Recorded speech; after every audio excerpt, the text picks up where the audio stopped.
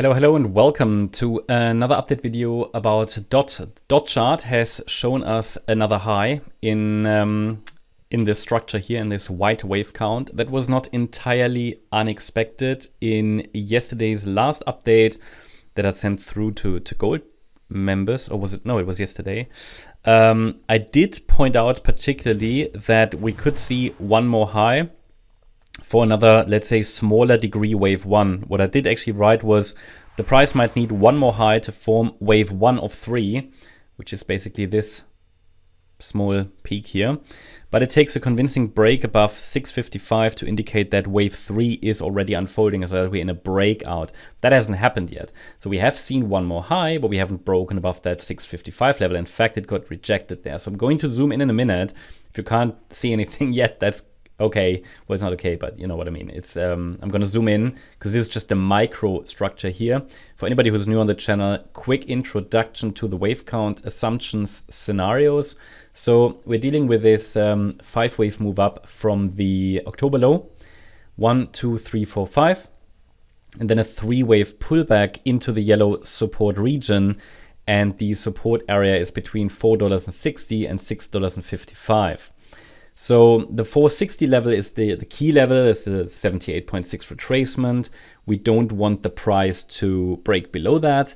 Well, if the price does break below it, then we are we are less likely in a bullish scenario. So the likelihood for bullish follow through is then reducing significantly. However, as long as we're holding that 460 level, the overall focus could be on higher prices.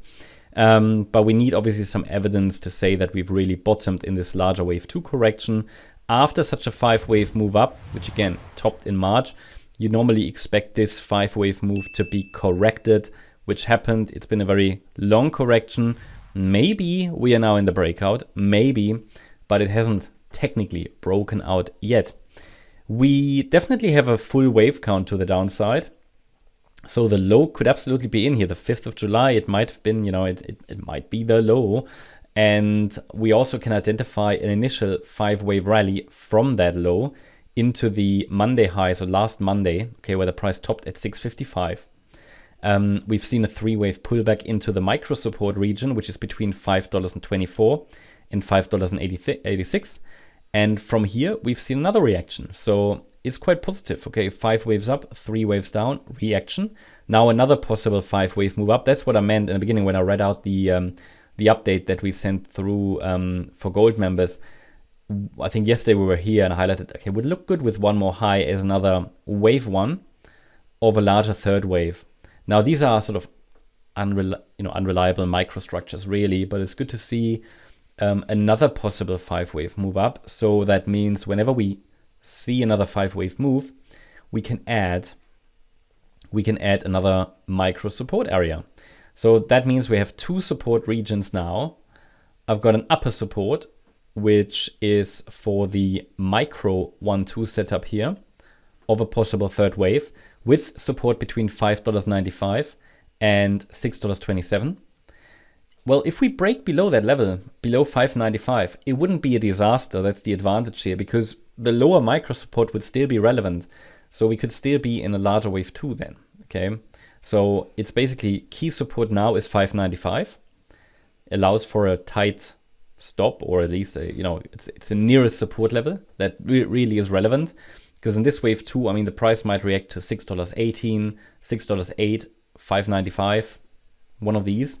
But below 595, it's less likely that this is already the 3rd wave and that we've just completed a 1-2 setup in the 3rd. No, in fact, it would indicate that the wave 2 is getting very protracted, extended, but we can still watch the lower support region then, because this wave 2, which likely bottomed on the 12th of July at 582, 580 roughly, that was only quite shallow. So that's essentially the idea, and we need for confirmation that we're now in the heart of the 3rd wave, in the main element of the 3rd wave. We need a break above 655, and that would be a break above both wave 1s, and that would be a breakout. Yeah, so the trend line is already broken. Price might be just to do retest maybe, okay, but maybe it's not respecting the trend line that much. What is more relevant is here the fib support area.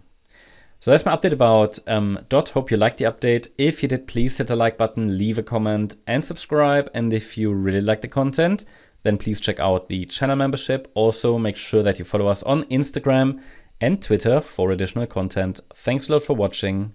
Bye-bye.